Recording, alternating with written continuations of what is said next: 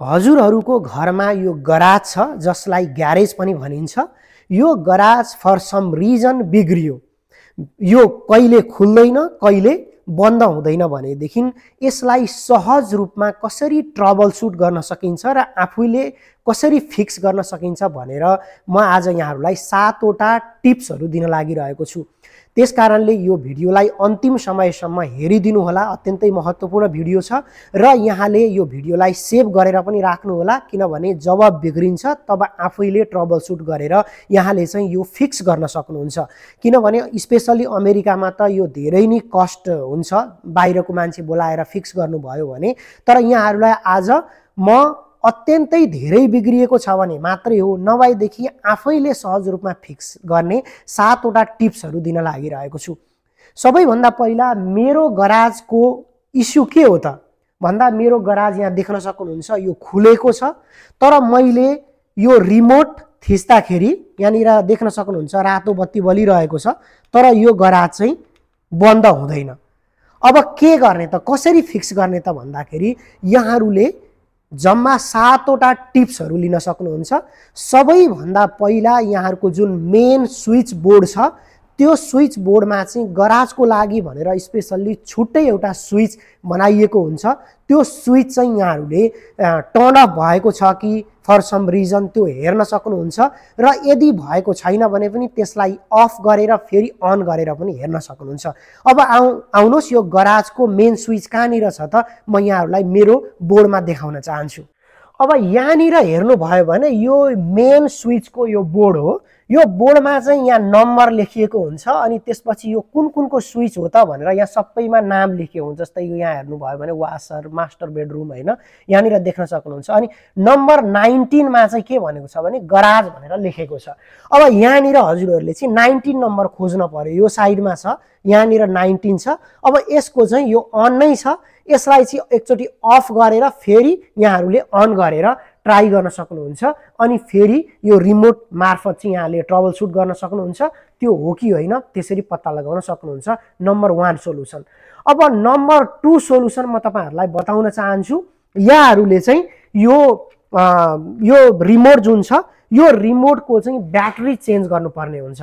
यो ब्याट्री चाहिँ कहिलेकाहीँ बिग्रिएको हुन्छ जसको कारणले पनि गराज डोर चाहिँ ओपन नहुने अथवा क्लोज नहुने इस्यु आइरहेको हुन्छ।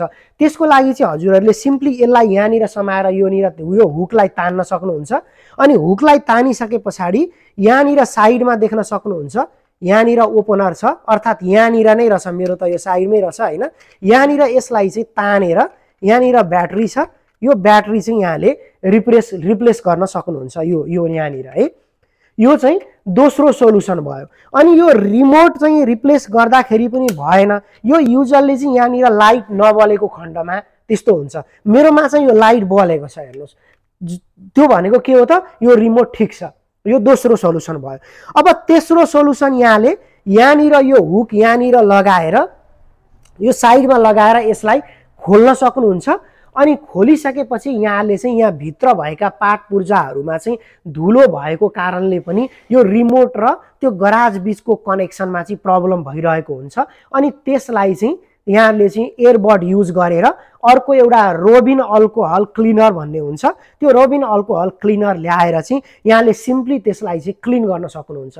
त्यो क्लिन गरिसकेपछि यहाँले ट्राई गर्न सक्नुहुन्छ कि यहाँको गराज ओपन भयो कि भएन, क्लोज भयो कि भएन। त्यसरी यहाँले तेस्रो आइडिया त्यहाँबाट पनि लिन सक्नुहुन्छ। अनि त्यो पनि भएन भने अब यहाँहरूलाई म चौथो आइडिया बताउन लागिरहेको छु। अब चौथो नम्बरमा चाहिँ के गर्न सक्नुहुन्छ भने गेटको एउटा यो दुवैतिरको एउटा कनेक्सन हुन्छ। यहाँनिर हेर्नुभयो भने दुईतिर दुईटा लाइट राखेको हुन्छ। कर्नरमा यहाँनिर तपाईँ देख्न सक्नुहुन्छ यो कर्नरमा यो दुईटा लाइट राखेको हुन्छ ओल्लो छेउ र पल्लो छेउमा। अनि यो दुईटाको चाहिँ कनेक्सन एकदमै राम्रो हुनुपर्छ हैन। यो फर सम रिजन यो चाहिँ अलिकति यता आयो अथवा उता गयो भनेदेखि पनि तपाईको चाहिँ यो गेट स्पेशली क्लोज हुनलाई चाहिँ प्रब्लम हुन्छ हैन।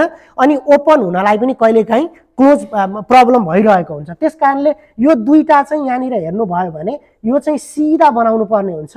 अनि प्रपरली यो दुईटा चाहिँ कनेक्सन भएको छ कि छैन हजुरहरूले चाहिँ त्यसरी ट्रबल सुट गर्न सक्नुहुन्छ हैन। अनि यो दुईटाको कनेक्सन यो बराबरी हेर्नुहोस् त, यहाँनिर यो कनेक्सनमा ठिक छ कि छैन हेर्नुपर्ने हुन्छ हैन।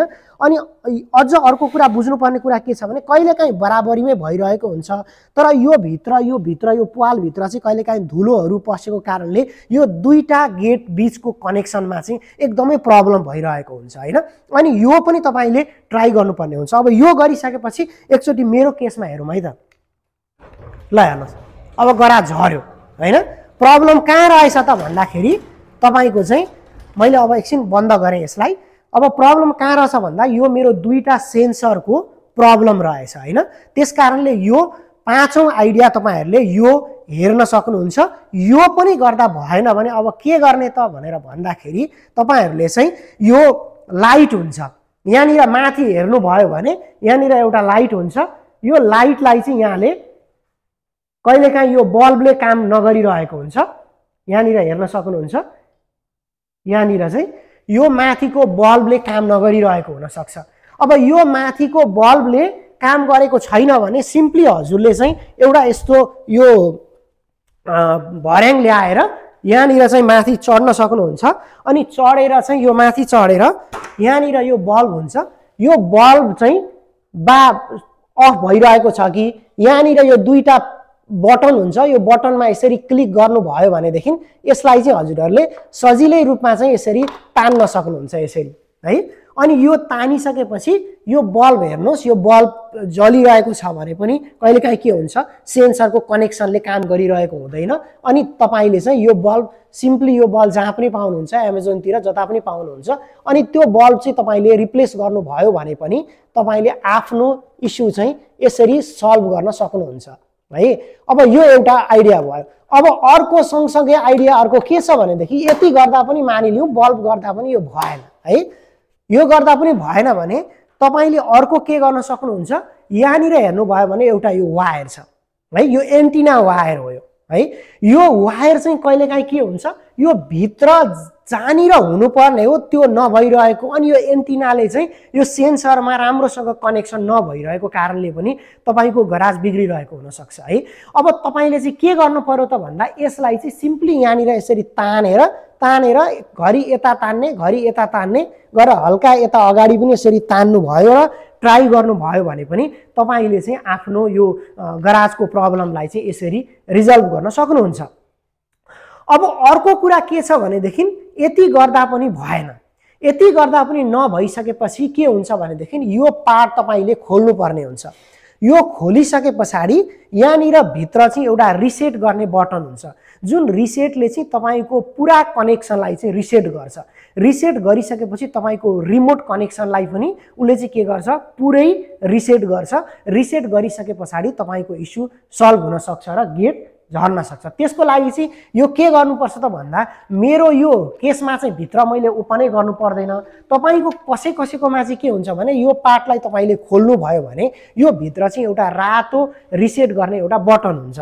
त्यो बटन र यो रिसेट भन्ने बटन र यहाँनिर त्यो जुन गराज खोल्नुहुन्छ त्यो दुईटा एकैचोटि तपाईले क्लिक गर्नुभयो भने के हुन्छ त भन्दा टोटल्ली रूपमा रिसेट गर्छ यसले। अनि रिसेट गरिसकेपछि के हुन्छ त भन्दा तपाईको यो सबै फंक्सनहरु चाहिँ नयाँ हुन्छ, अपडेट हुन्छ। अनि अपडेट भइसकेपछि सिम्पली तरिकाले त्यो रिमोटले तपाईको त्यो सेन्सर छ त्यो सेन्सरसँग कनेक्सन हुन्छ।